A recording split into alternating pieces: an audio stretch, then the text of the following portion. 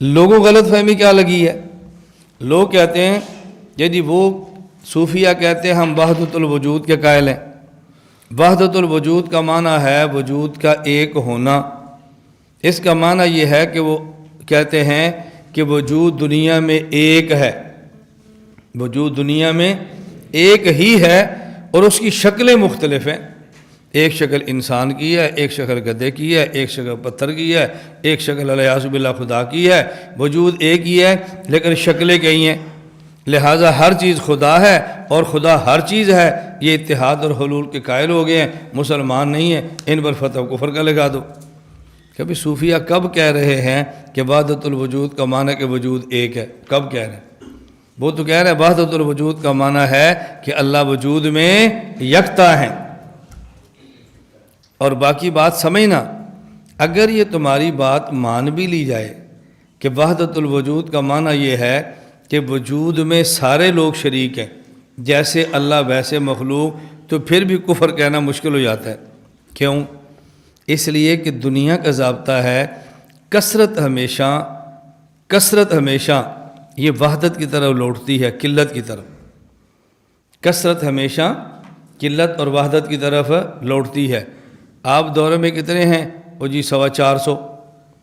اب 450 کو آپ کم کرتے جائیں تو پیچھے آخر میں کتنے رہ جائیں گے؟ ایک۔ تو کثرت کس کی طرف لوٹے گی؟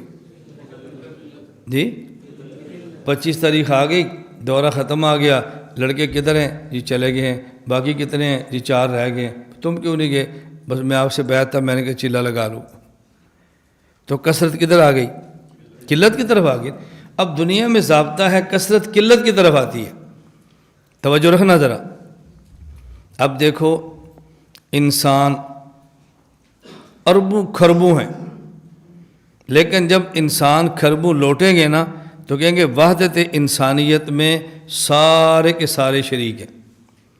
جتنے بھی انسان ہیں وہ انسان ہونے میں سب شریک ہیں۔ نبی بھی انسان ہوتا ہے، غیر نبی بھی انسان ہوتا ہے، مسلمان بھی انسان ہوتا ہے، کافر بھی انسان ہوتا ہے، مرد بھی انسان ہوتا ہے، عورت بھی انسان ہوتی ہے۔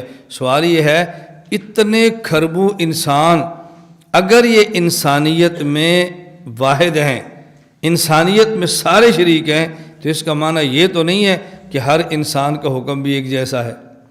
چونکہ سارے انسان ہیں لہذا جو حکم نبی کا ہے وہی امتی کا ہے، جو مسلمان کا ہے وہی کافر کا ہے، جو بیوی کا ہے وہی بہن کا ہے۔ ایسے ہو سکتا ہے؟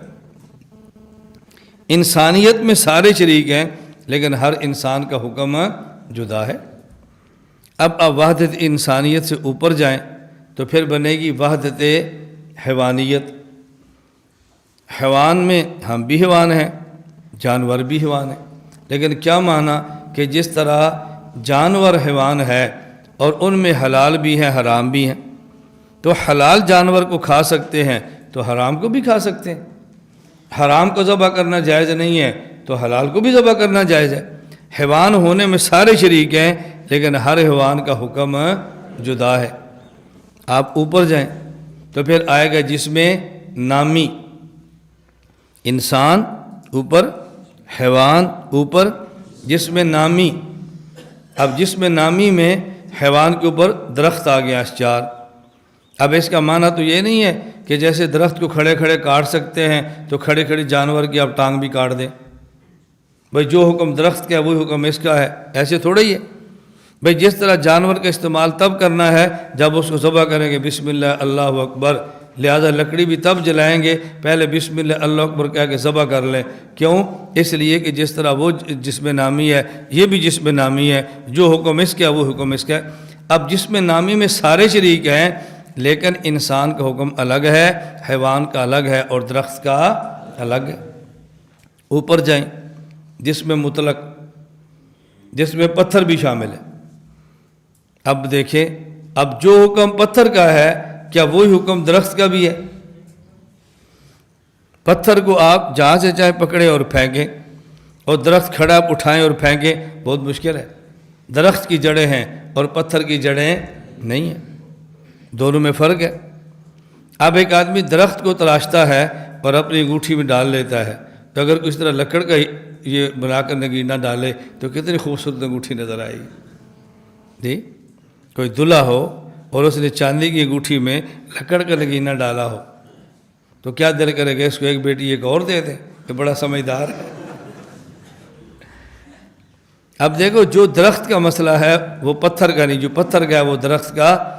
اب کتنی بڑی بیوقوفی ہوگی کہ کوئی بندہ کہ چونکہ جس میں مطلق ہونے میں سب شریک ہیں، لہذا جو حکم انسان کا ہے، جو حکم پتھر کا ہے وہی درخت کا ہے، جو درخت کا ہے وہی حیوان کا ہے، جو حیوان کا ہے وہی انسان کا ہے، کیونکہ جس میں مطلق میں سارے شریک ہیں.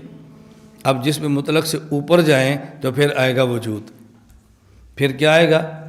اب وحدت الوجود کا معنی جس طرح وحدت انسانیت میں سارے انسان شریک تھے، وحدت حیوانیت میں سارے حیوان شریک تھے، اور وحدت جسم نامی میں سارے انسان، حیوان اور درخت شریک تھے، اور وحدت جسم مطلق میں انسان، حیوان، درخت اور پتھر شریک تھے. تو وجود میں اللہ کا بھی وجود ہے، مخلوق کا بھی وجود ہے.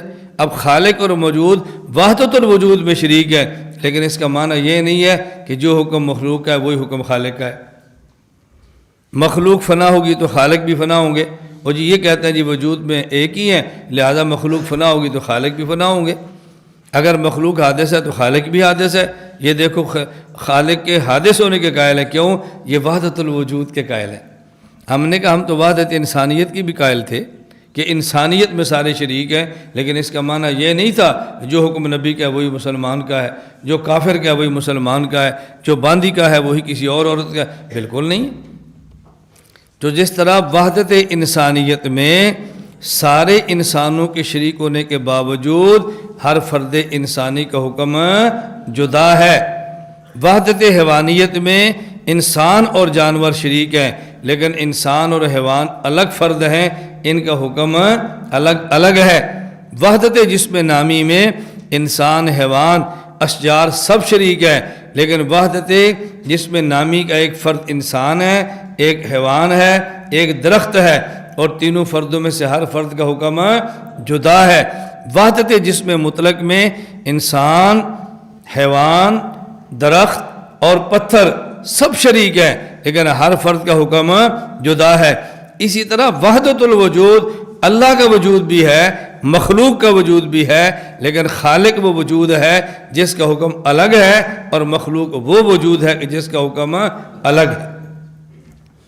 وہ ایسا وجود ہے جو بلا جسم ہے، اور مخلوق کا ایسا وجود ہے جو بالجسم ہے.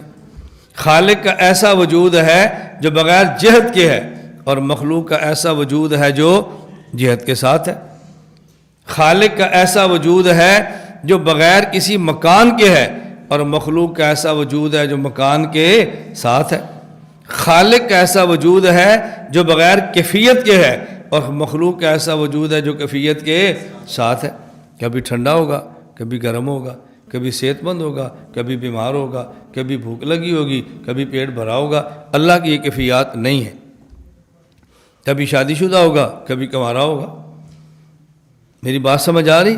تو وحدت الوجود کا یہ معنی کہ چونکہ وجود میں خالق اور مخلوق دونوں کو شریک مانتے ہیں لہذا حکم ایک ہوگا. ہم نے کہا یہ بات قرآن اور حدیث کی نہیں ہے، یہ تو عقل کے بھی خلاف ہے. عقل ہو تب بھی آدمی اعتراض نہیں کرتا. اس لیے ہم کہتے ہیں یہ اعتراضات کرنے والے وہ لوگ ہیں. میں قرآن حدیث کی بات کیا کروں، وہ تو بہت بڑا مرتبہ ہے. ایسا بندہ عقل سے بھی محروم ہے. عقل سے بھی. یہ بات آپ کو سمجھ آ گئی؟ اب بتاؤ یہ کیا مشکل ہے؟